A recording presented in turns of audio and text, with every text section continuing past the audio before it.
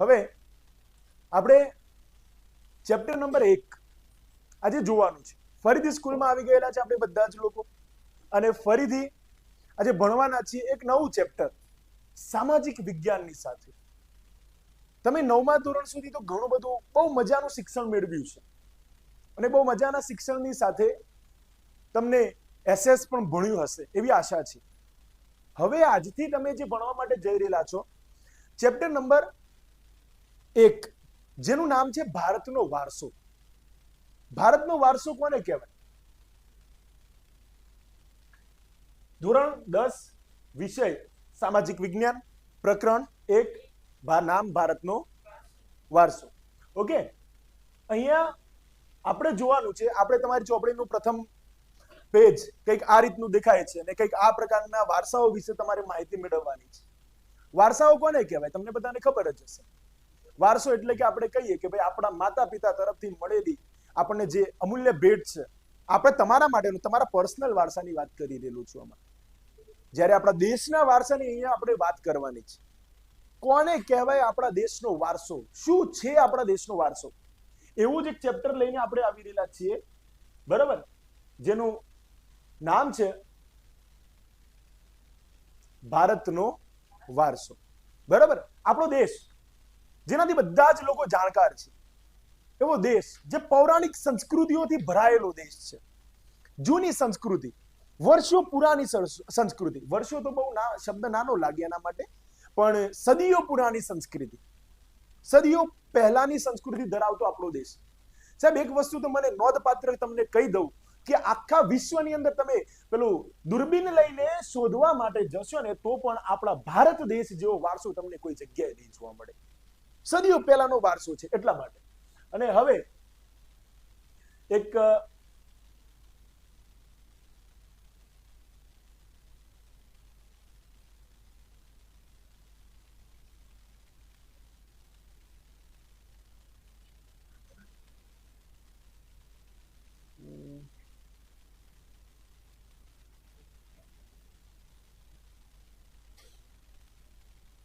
ચલો, હવે પહેલું તો તમારે જોવાનું છે ભારત પ્રાચીન સંસ્કૃતિ ધરાવતો દેશ છે. પ્રાચીન સંસ્કૃતિ એટલે કેવી? બહુ જૂની પૌરાણિક સંસ્કૃતિ, જૂનામાં જૂની સંસ્કૃતિ. પહેલું તો શબ્દ લખેલો છે ને, ભારત પ્રાચીન સંસ્કૃતિ ધરાવતો દેશ છે. ભારતના પ્રાચીન ગ્રંથ વિષ્ણુ પુરાણમાં કયા ગ્રંથની અંદર વાત કરવામાં આવેલી છે? અહીંયા વિષ્ણુ પુરાણમાં. પેન ક્યાં ગઈ? વિષ્ણુ પુરાણમાં ક્યાં ગયું? વિષ્ણુ પુરાણમાં ભારત વિશે લખ્યું છે કે અર્થાત એક શ્લોક આપેલો છે તમારા ત્યાં ચોપડીની અંદર. એનું ગુજરાતીમાં રૂપાંતરણ કરીને આપણે કહીએ તો શું કહે છે? સમુદ્રની ઉત્તરે અને હિમાલયની દક્ષિણે આવેલ સ્થળનું નામ ભારત વર્ષ છે. આખા આપણો દેશ એવો છે ને યાર, આપણે એક્ઝામ્પલ તરીકે આપણે કહીએ ભાઈ મારું ખેતર છે, મારું ઘર છે, મારા ઘરની બોર્ડરો કેવી છે સાહેબ? મારું ઘર પેલું પિલ્લર દેખાય, પથ્થર દેખાય ત્યાં સુધી મારું ઘરની બોર્ડર છે, બરોબર. પણ આપણો દેશ એવો છે કે જેને ચારેય દિશાઓમાંથી કુદરતી બોર્ડરો મળેલી છે. કુદરતી દિશાઓ, કુદરતી બોર્ડરો આપણને મળેલી છે. જો જેના અહીંયા લખેલું છે ને, જેના સંતાનો ભારતીય તેમ કહેવામાં આવેલું છે. ભારતમાં આ પ્રશ્ન આઈએમપી છે. આઈએમપી પ્રશ્ન છે કે ભારતમાં શુભ કાર્ય પ્રારંભે લેવાતા સંકલ્પોમાં ભારત વર્ષ કયા કયા નામ લેવામાં આવે છે એના માટે? ભારત વર્ષ, ભરતખંડ, જંબુદ્વીપ, આર્યાવર્ત વગેરે શબ્દોનો ઉપયોગ થાય છે. કયા કયા શબ્દોનો ઉપયોગ થાય છે? ફરીથી બોલશો.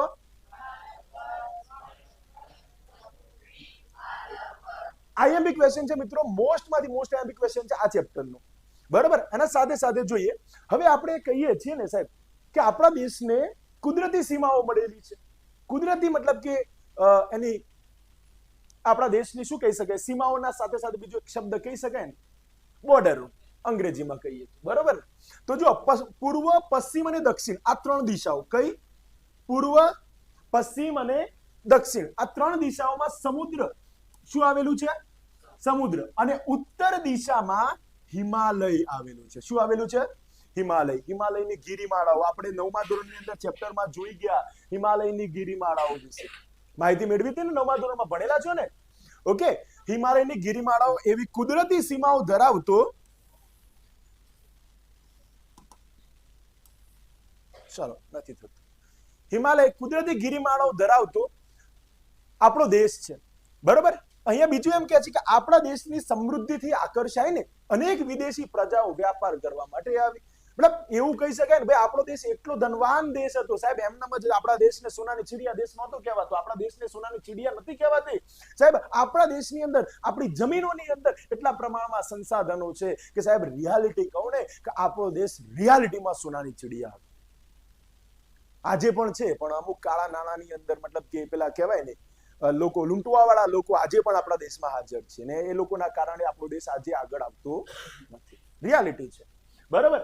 આપણા દેશની સમૃદ્ધિથી આકર્ષાઈને અનેક વિદેશી પ્રજાઓ વ્યાપાર કરવા માટે આવી, સ્થાયી થઈ, ભારતમાં જ રહી ગઈ અને ભારતીય સંસ્કૃતિના મહાનદમાં ભળી ગઈ. હવે આટલામાંથી કેટલા લોકોને ચા બનાવતા આવડે છે?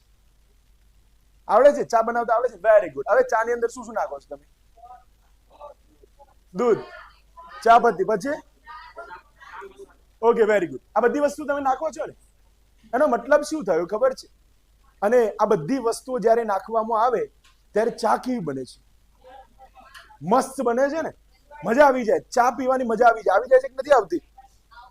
હવે છે ને, બસ વસ્તુ આ જ છે. આપણા દેશની સંસ્કૃતિની અંદર આપણા દેશમાં આર્ય લોકો રહેતા હતા. કયા લોકો રહેતા હતા? આર્ય લોકો રહેતા હતા. હવે આર્ય લોકોના સાથે સાથે બીજી અન્ય ઘણી બધી પ્રજાઓ આપણા દેશમાં આવવા લાગી, પોતાની સાથે પોતાના વારસા લઈને, પોતાની સંસ્કૃતિ લઈને, પોતાના જે રીત રિવાજો હતા એ લઈને આપણા દેશમાં આવવા લાગી. અને આપણા દેશમાં આવ્યા અને આપણા દેશના મહાનદ એટલે આપણા દેશની અંદર પોતે સમાઈ ગયા, પોતાના રીત રિવાજો લઈને સમાઈ ગયા. અને એવી રીતે સમાઈ ગયા, દૂધની અંદર જાણે કે સાકર હોય. દૂધની અંદર સાકર પોતાનું સ્વરૂપ બતાવે છે ખરું? દૂધ કેવું થઈ જાય? ઘડ્યું દૂધ થઈ જાય છે, પણ સાકરનું પોતાનું અસ્તિત્વ રહેતું નથી. એવી રીતે આ જે પ્રજાઓ આપણા દેશમાં આવી છે ને, એ પ્રજાઓ આપણા દેશમાં આવ્યા બાદ એવી રીતે ભળી ગઈ કે જેમ કે દૂધની અંદર સાકર, બરાબર. હવે શું કહે છે? આ આદાન પ્રદાન, હવે આપણા દેશમાં આવ્યા તો આદાન પ્રદાન કરવા લાગ્યા. શાનું? રીત રિવાજોનું, ઘણી બધી વસ્તુઓનું, ઘણી બધી સંસ્કૃતિઓનું આદાન પ્રદાન થયું. અને છેલ્લે કહે છે ને કે આ આદાન પ્રદાન થકી પરસ્પર પ્રક્રિયા દ્વારા દેશમાં અનેક પરિવર્તનો જોવા મળ્યા છે. અને એ રીતે એક પેઢીમાંથી બીજી પેઢીમાં આપણા વારસાનું હસ્તાંતરણ થયું અને તેનો સાતત્યપૂર્ણ વિકાસ થયેલો છે. હવે શું કહે છે? મતલબ આ બધી પેઢીઓએ શું કર્યું? આપણા દેશની અંદર આવીને પોતાના રિવાજો, પોતાની સંસ્કૃતિ, પોતાના જે કંઈ પણ હતું એ બધું જ ભારતમાં આવીને સોંપી દીધું. અથવા તો ભારતના જે આર્ય લોકો હતા એમણે એમની સંસ્કૃતિમાંથી જે કંઈ પણ જાણવા જેવું લાગ્યું ને એમને સ્વીકારી લીધેલું છે. વસ્તુ સિમ્પલ છે, બરાબર.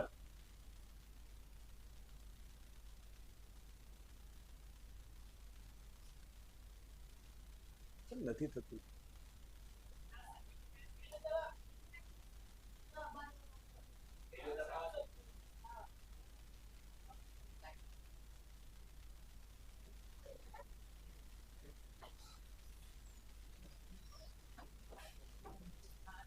ચલો, હવે આપણે ટોપિક જોવાનો છે.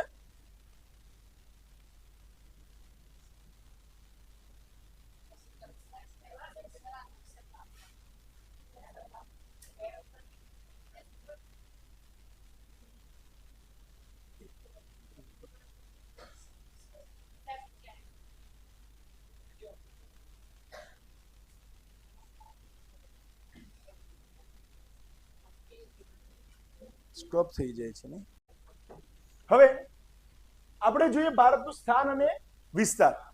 ભારતનું સ્થાન, આપણે આપણો દેશનો નકશો કંઈક આવી રીતે જાણીએ છીએ, બરાબર. હવે થોડીક વધારાની માહિતી તમને આપી દઉં કે વધારાની માહિતીની અંદર એવું છે કે ભાઈ આપણા દેશના જે દેશો છે એમાં આપણા દેશનો વિસ્તાર કેટલો છે અને વિસ્તારની દ્રષ્ટિએ આપણો દેશ કયા નંબરે આવે છે, બરાબર. 7મા નંબરે આવે છે. તમે અહીંયા જોઈ શકો છો, બરાબર. બધા દેશો જે કયા કયા નંબરે આવે છે તમને લખેલા છે. રશિયા છે, કેનેડા છે, ચાઇના છે. અહીંયા બી એ જ રીતના ચિત્રો બી આપેલા છે. રશિયા છે, કેનેડા છે, ચાઇના છે, યુનાઇટેડ સ્ટેટ, બ્રાઝિલ, ઓસ્ટ્રેલિયા અને પછી ઇન્ડિયા. 7મા નંબરે આપણો દેશ આવે છે. હવે શું કે છે? જો આપણને યાદ રાખવું હોય કે જમીન સીમાથી ભારત સાથે જોડાયેલા પડોશી દેશો, જમીનના સાથે ભારત સાથે જે જોડાયેલા દેશો છે ને એમની આપણે માહિતી મેળવવી હોય તો કયા કયા છે? બચપન MBA, આ યાદ રાખી લેવાનું. બચપન MBA મતલબ કે MBA. બચ એટલે કે બાંગ્લાદેશ, ચ એટલે કે પ એટલે કે ન એટલે કે એમ મ્યાનમાર, બી એટલે કે અને એ એટલે કે આપણા દેશને જમીન માર્ગથી જોડાયેલા દેશો. ઓકે, હવે જોઈએ આપણે ભારતનું સ્થાન અને કદ. ભારતના સ્થાન, કદ અને વિસ્તાર વિશે આપણે ધોરણ 9 માં અભ્યાસ કરી ચૂક્યા. તમે જોઈ લીધું હશે ધોરણ 9 ની અંદર ભારતનું સ્થાન, કદ કેવું છે. અને પ્રાચીન સમયનું ભારત ઘણું વિશાળ હતું અને હાલમાં પણ છે. ભારત વિસ્તારની દ્રષ્ટિએ અંડરલાઈન કરી લેજો મિત્રો, આ કમ્પલસરી યાદ રાખી લેજો. વિસ્તારની દ્રષ્ટિએ કયા નંબરે? 7મા. અને જનસંખ્યાની દ્રષ્ટિએ, જનસંખ્યા એટલે કે પબ્લિક, રિયાલિટી કહો ને સાહેબ, ઇન્ડિયાની અંદર ધડાધડ પબ્લિકનો વધારો થાય છે. આ હકીકત છે. અત્યારે તો આપણે ચોપડીની અંદર તો બીજા નંબરે જોઈ રહેલા છીએ, પણ રિયાલિટીમાં જોવા જઈએ ને અત્યારે 2025 ચાલે છે અને 2025 ની અંદર રિયાલિટી 140 કરોડ ઉપર આપણા દેશની પબ્લિક છે. સાહેબ ચાઇનાને ટક્કર મારવા માટે ખબર નહીં કઈ કોમ્પિટિશન લગાવી છે, ખબર પડે છે? મતલબ કે સંખ્યાની દ્રષ્ટિએ આપણે ચાઇના પછી બીજા નંબરમાં છીએ. ચાઇના પહેલા નંબરે છે અને બીજા નંબરે આપણે ભારત દેશના લોકો છીએ. બરાબર. હવે આપણે જોઈએ વૈવિધ્યસભર વારસો, વિવિધતાથી ભરાયેલો વારસો. કોને કહેવાય વિવિધતાથી ભરાયેલો વારસો? કેવો હોય વિવિધતાથી ભરાયેલો વારસો? આપણા દેશની અંદર ઘણી બધી અલગ અલગ પ્રજાઓ આપણા દેશમાં આવી અને ઘણી બધી પ્રજાઓના સાથે સાથે અવનવા પોતપોતાના સંસ્કૃતિઓ, વારસાઓ, પોતાના રીત રિવાજો બધું લઈને આવ્યા છે. અને આપણે જોઈએ તો ભારત ભૂમિએ આપણને અને વિશ્વને સમૃદ્ધ અને વૈવિધ્યસભર વારસો આપ્યો છે. ભારતીય સંસ્કૃતિ શાંતિપ્રિય અને વેપારી રહી છે. ભારતની સંસ્કૃતિમાંથી મોસ્ટ આઈએમપી વ્યાખ્યા છે એટલા માટે થોડી હાઇલાઇટ કરેલી છે કે ભારતની સંસ્કૃતિમાંથી સત, ચિત્ત અને આનંદ. આ મેં તમને વારંવાર કીધેલું છે કે સત, ચિત્ત, આનંદનો આપણને અનુભવ થાય છે. આ ઉપરાંત અહીં આવીને વસેલી ભિન્ન ભિન્ન સંસ્કૃતિ સાથેના આદાન પ્રદાન થકી વિશ્વભરમાં ભારતીય સંસ્કૃતિ સમૃદ્ધ બની છે અને તેને અપનાવેલ અહિંસા અને શાંતિના મૂલ્યોની આજે વિશ્વભરમાં પ્રશંસા અને સ્વીકાર થયેલો છે. આપણો દેશ છે ને કોઈ પણ દેશના સાથે જલ્દી લડવા માટે દોડી જતો નથી.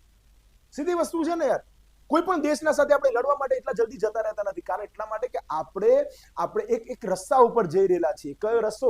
વિશ્વ ગુરુ બનવા માટેનો રસ્તો. જે રસ્તાથી આપણે આખા વિશ્વને પાઠો ભણાવીએ છીએ. રિયાલિટી કહું તમને, હવે એક નાનકડી મને વાત કહો, આ દુનિયાની અંદર શૂન્યની શોધ કરીને કોણે આપી? ભારતે આપી ને. ઇન્ડિયાનો હતો ને. આર્યભટ્ટ બી કોણ હતો? ઇન્ડિયાનો હતો ને. અથવા તો આ આપણે યોગ દિવસ, વિશ્વ યોગ દિવસ જે આપણે મનાવીએ છીએ, કઈ તારીખે?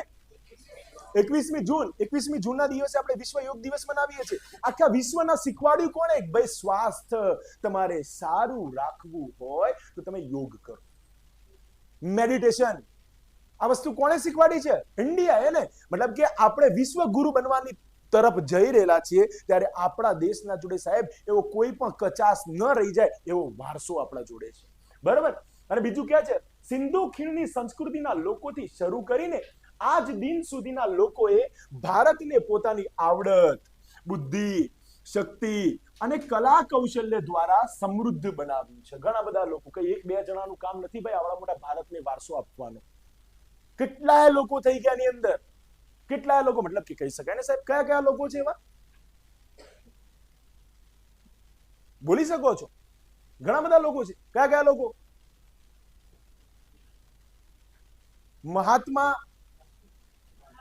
મહાત્મા ગાંધીજી બાપુ, પછી ડોક્ટર સરદાર વલ્લભભાઈ પટેલ, પછી અરે આપણા દેશનું બંધારણ બનાવવા વાળા વ્યક્તિ ડોક્ટર ભીમરાવ આંબેડકર, જેમણે દરેક જાતિને એક સમાન દરજ્જો આપેલો છે.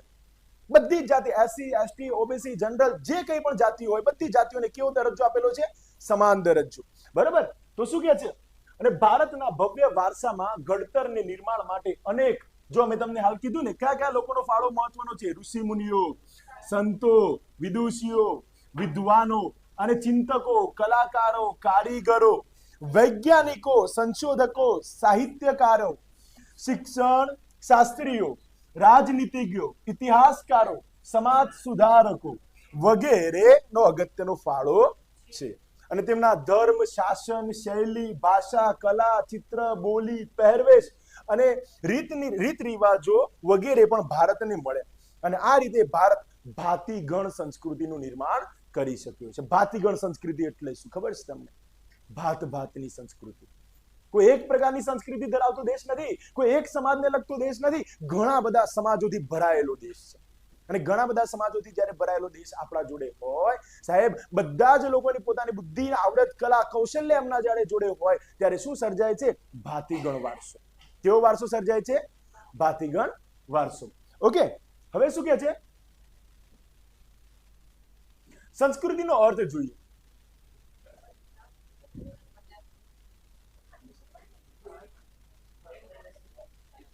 આપણા દેશની અંદર છે ને અલગ અલગ જાતિના ઘણા બધા લોકો રહે છે. અને ઘણા બધા લોકોની અંદર એક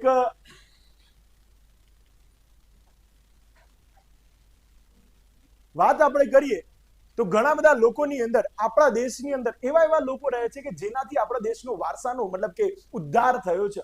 કે છે સંસ્કૃતિ એટલે જીવન જીવવાની રીત. સીધી વ્યાખ્યા છે યાર, સીધી સિમ્પલ વ્યાખ્યા. સંસ્કૃતિ એટલે શું? જીવન જીવવાની રીત.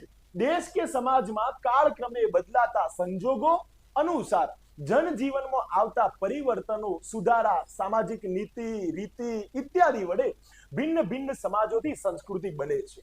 અને સંસ્કૃતિ એટલે માનવ મનનું ખેડાણ. માનવ મનનું ખેડાણ. માનવ મનનું ખેડાણ એટલે કે કલ્ટી લઈને જવાનું, માણસને ખેડી નાખવાનું ના. અહીંયા સીધી સિમ્પલ વસ્તુ છે. પેઢી દર પેઢી તમારામાં આવતો બદલાવ.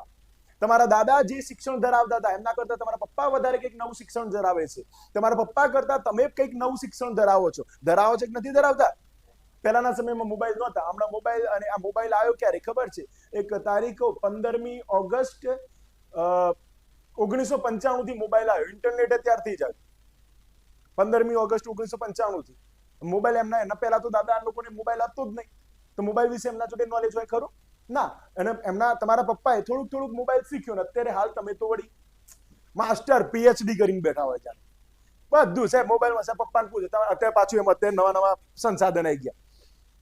ગૂગલ બાબા તો હતા જ, સાથે સાથે AI બી આવી ગયા, ચેટ GPT બી આવી ગયું. સમજાય છે ને? મતલબ કે આના દ્વારા આજે આપણે આસાનીથી કોઈ પણ દુનિયાનો કોઈ બી પ્રશ્ન હોય ને આસાનીથી આપણે સમજી શકીએ છીએ. આ બધું શું છે? માનવ મનનું ખેડાણ. ઓકે,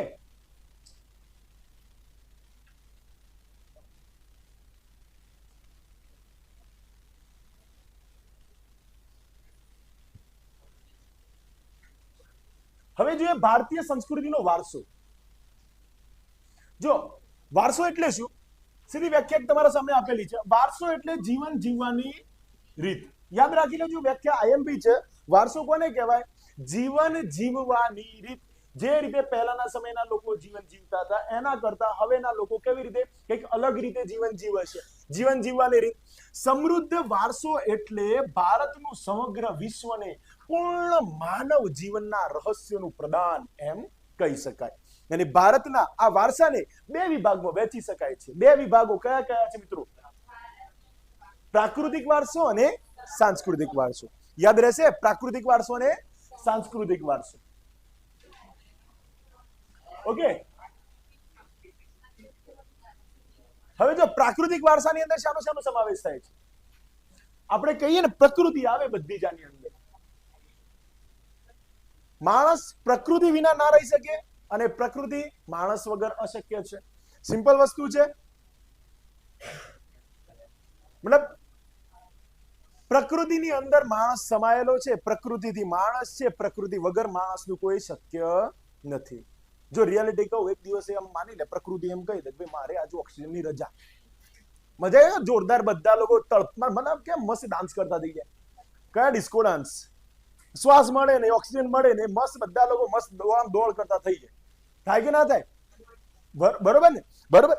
તો પ્રકૃતિ પાસેથી માણસે ઘણું બધું મેળવેલું છે. અને આજે પ્રકૃતિ આપણા દેશને શું વારસો આપેલો છે એની વાત કરીએ તો પ્રકૃતિ, પર્યાવરણ અને માનવ જીવનની વચ્ચેના નિકટતમ સંબંધોનું પરિણામ એટલે કે પ્રાકૃતિક વારસો. પ્રકૃતિ અને માણસ બંને જે એકબીજા સાથે જોડાયેલા છે ને, એ બંનેના નિકટતમ નજદીકના જે સંબંધ છે એનું નામ છે પ્રાકૃતિક વારસો.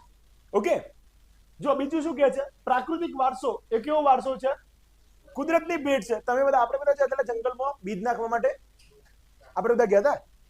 આપણે પથ્થર મૂકવા ગયા હતા ડુંગર ઉપર. લેટ ભાઈ, મારા દાદા ને તારા દાદા બધા ગયા હતા મોસ્ટ, નતા ગયા ને? મતલબ પ્રાકૃતિક વારસો કોણે આપેલી ભેટ છે?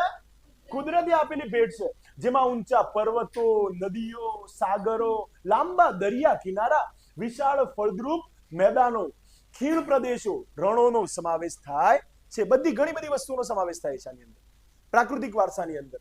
યાદ રહેશે, પ્રાકૃતિક વારસામાં કઈ કઈ વસ્તુઓનો સમાવેશ થાય છે? આસાનીથી જવાબ આપી શકાય એવું છે. શાનો સમાવેશ થાય છે? ઊંચા પર્વતો, પછી નદીઓ, સાગરો, લાંબા દરિયા કિનારા, વિશાળ ફળદ્રુપ મેદાનો, ખીણ પ્રદેશો, રણો વગેરેનો સમાવેશ થાય છે. તથા બીજી કઈ કઈ વસ્તુનો સમાવેશ થાય છે? જો, તથા વૃક્ષો, વનસ્પતિ, જીવજંતુઓ, ઋતુઓ, પશુ પંખી, પ્રાણીઓ અને વૈવિધ્યપૂર્ણ ભૂમિ દ્રશ્યો, વિવિધ પ્રકારના ખડકો, ખનિજો વગેરેનો સમાવેશ થાય છે. અને પછી કહે છે પ્રકૃતિ સાથેનો આપણો વ્યવહાર શ્રદ્ધાપૂર્વક હોવાના ઉદાહરણો બી ઘણા બધા છે. આપણે બે પ્રકૃતિને ભગવાનનું સ્વરૂપ માનીએ છીએ, ભગવાનનું સ્વરૂપ માનીએ છીએ. એટલા જ માટે વડની પૂજા કરવામાં આવે છે ને, વડ સાવિત્રીનું વ્રત કરવામાં આવે છે, તુલસીની પૂજા આરાધના કરવામાં આવે છે. આ વસ્તુ શું દર્શાવે છે? આપણે પ્રકૃતિને શું માનીએ છીએ? પવિત્ર માનીએ છીએ. અને કહે છે કે પ્રકૃતિ સાથેનો આપણો વ્યવહાર શ્રદ્ધાપૂર્વક હોવાના ઉદાહરણો. આ યાદ રાખી લેજો મિત્રો. કઈ વાર્તાઓમાં? પંચતંત્રની વાર્તાઓમાં અને બૌદ્ધ ધર્મની જાતક કથાઓમાં જોવા મળે છે. શામાં જોવા મળે છે? બૌદ્ધ ધર્મની જાતક કથાઓમાં પણ જોવા મળે છે. અને છેલ્લે એવું કહે છે નિસર્ગોપચાર, નેચરોપેથી, આયુર્વેદિક, યુનાની જેવી ચિકિત્સા પદ્ધતિ પ્રકૃતિના ઉપર જ આધારિત છે. પહેલાના સમયમાં અત્યારના જે ડોક્ટરો છે ને, એના કરતા પણ વધારે કંઈક લેવલના ડોક્ટરો હતા. આપણે 5મા ચેપ્ટરમાં ભણીશું. 5મા ચેપ્ટરની અંદર શું હતું કે સાહેબ, એ વખતના લોકો એટલી હદ સુધીના એમના જોડે સાધન સામગ્રી હતી કે આપણા માથાનો જે બાલ છે ને, એના ઉભા બે કટકા કરી શકતા હતા, ઊભી બે તિરાડો કરી શકતા હતા. કરી શકતા હતા કે નહોતા કરી શકતા? આપણે ભણી ગયા 5મા નંબરના ચેપ્ટરમાં. ભણેલા છો?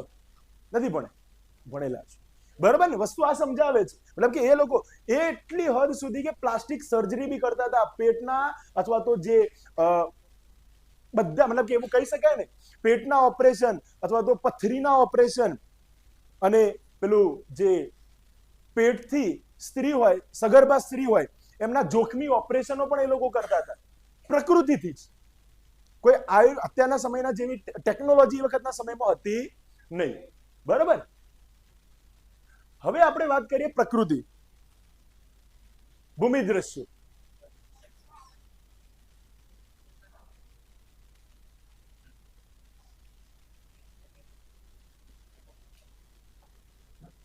હિમાલય અને તેમાં રહેલી અનેક પ્રકારની ભૂમિ ઉપયોગી વનસ્પતિ, ખનિજો, અવનવા પશુ પંખી અને શિખરો બરફથી છવાયેલા રહે છે.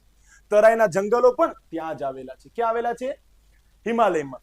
અને હિમાલયમાં અંડરલાઈન કરી લેજો મિત્રો, કયા કયા પ્રશ્નો છે? અમરનાથ, બદ્રીનાથ, કેદારનાથ જેવા યાત્રાના સ્થળો, નંદાદેવી જેવા શિખરો પણ ત્યાં જ આવેલા છે. ક્યાં તર આવેલા છે? હિમાલયમાં. અને ભારત માટે હિમાલયનું ઘણું જ મહત્વ રહેલું છે. હવે શું કહે છે તો જુઓ, કઈ જગ્યા છે? કઈ? અમરનાથ. પછી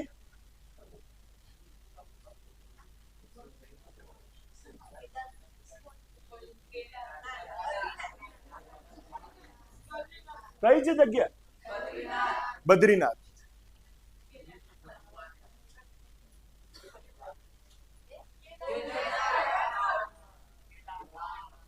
કેદારનાથ. ઓકે, હવે જુઓ, હવે આપણે વાત કરીએ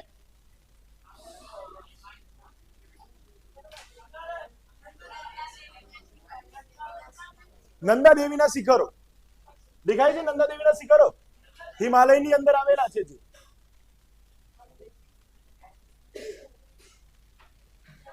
હવે વાત કરીએ નદીઓની. નદીઓ આપણા જીવન માટે બહુ જ મહત્વનો ભાગ છે ભાઈ. મતલબ નદીઓ વગર આપણું જીવન, પાણી વગર જીવન શક્ય છે ખરું? અશક્ય છે. સિમ્પલ વસ્તુ છે ને. તો જો આપણે જોઈએ,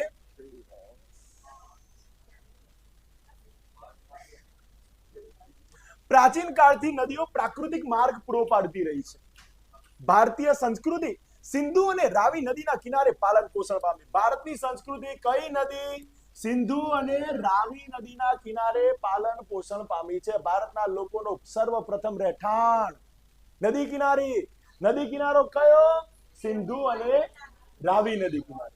પછી આપણા ભારતની અંદર કઈ કઈ નદીઓ દ્વારા આપણને બહોળા પ્રમાણમાં લાભ થાય છે ભાઈ? જો સિંધુ, ગંગા, યમુના, સરસ્વતી, નર્મદા, ગોદાવરી, કૃષ્ણા, કાવેરી જેવી લગભગ બધી જ નદીઓએ ભારતના લોકજીવન ઉપર પ્રગાઢ અસરો ઉપજાવેલી છે.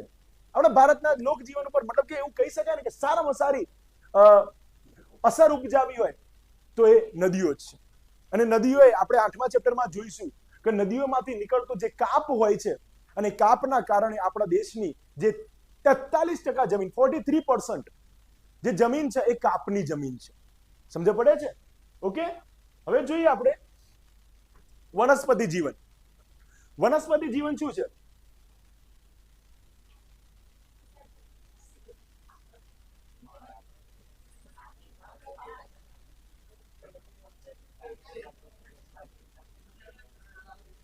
જો ભારતની પ્રજા આદિ સમયથી પર્યાવરણ પ્રેમી રહેલી છે, જેની સાક્ષી તેનો વૃક્ષ પ્રેમ, પુષ્પ પ્રેમ અને છોડવાઓ પ્રત્યેનો આદર સૂચવે છે.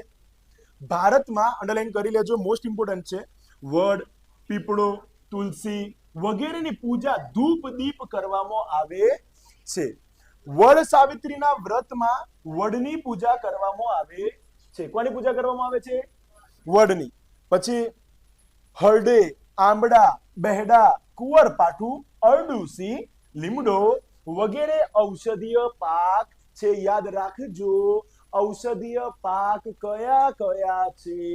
હરડે, આંબળા, બેહડા, કુંવરપાઠું, અરડુસી, લીમડો વગેરે. Okay, clear?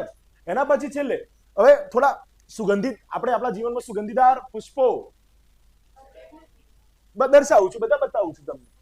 જો મોગરો, ગુલાબ, કમળ, ડમરો, સૂરજમુખી, ચંપો, નિશાગંધા, જુઈ વગેરે જેવા પુષ્પોએ માનવ જીવનને ખૂબ જ સુંદર, સુવાસિત અને નિરામય સમૃદ્ધ બનાવેલું છે. જોઈ શકો છો તમારા બધા પ્રશ્નોના જવાબો છે. ડમરો, ટીગોમાં લીંબુ, ચીમડો, ગોલ્ડન રોઝ છે, દિવેલા છે, જાંબુ છે, બરોબર. બધા તમને અહીંયા એના ફોટોઝ આપેલા છે. હવે જોઈએ આપણે વન્ય જીવન. ઓકે,